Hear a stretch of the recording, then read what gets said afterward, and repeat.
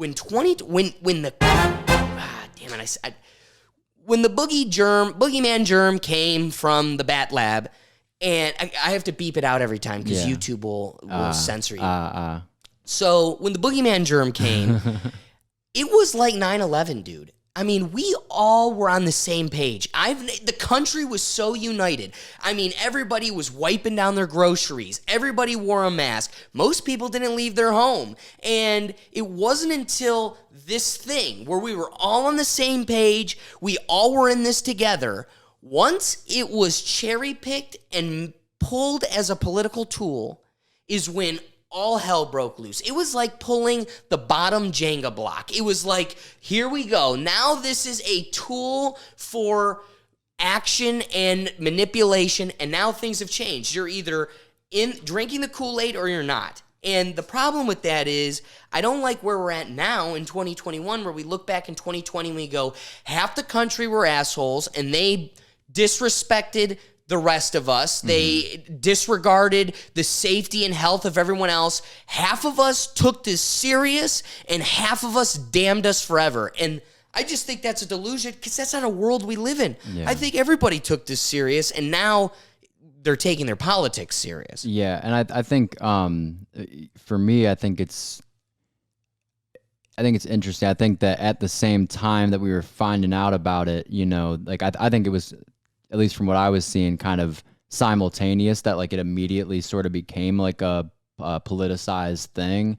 And so, because even from like my experience, like I had people early on who, you know, were calling it a hoax and were just completely, you know, like just not getting it kind of thing. So I feel like it's kind of a common sense thing. It's like we've had, you know, viruses in our history before, and they come through, and this is what you got to do kind of thing. But yeah, it immediately was just unfortunate, like the timing of it, how it just got, you know, totally wrapped up in all of that. And it made it difficult to even have conversations around it at some point. It's like, yo, like just go ahead and just throw some Sandy on and you know, wear a mask for a second, like, and we'll be cool. I remember very vividly, there was this guy from, forget his name, but some dude from Harvard that was like, you know, a few weeks after, like, it was, you know, apparent that this was going on, and he was saying, you know, okay, cool, like, let's just all like work together,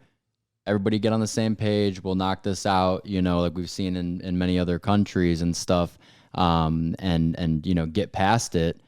And it just takes a little bit of a collective team effort thing, but it was just so immediate that it became, like you said, politicized, and it was just like, you know, here we are now, like still trying to figure it out, because like you said, the Jenga block thing, almost immediately it was like impossible to actually get on the same page about it. So yeah, plus like it's got me shaking my head already. Yeah, that's it. And what was the one comment you had early on is like, what are we doing? What are we doing? Is anybody waking up? Right. Like, because here's the biggest thing: if you cared about me, if you cared about my neighbor, if you cared about my grandma in the nursing home, if that was truly your concern, and you're saying through that lens of my concern, you need this vaccine or whatever it might be, what are you doing when, and then icing on the cake, the little zhuzh on it, is, and the thing that makes you the most compromised for this germ, and the thing that'll kill you, is if you're obese. And then we go,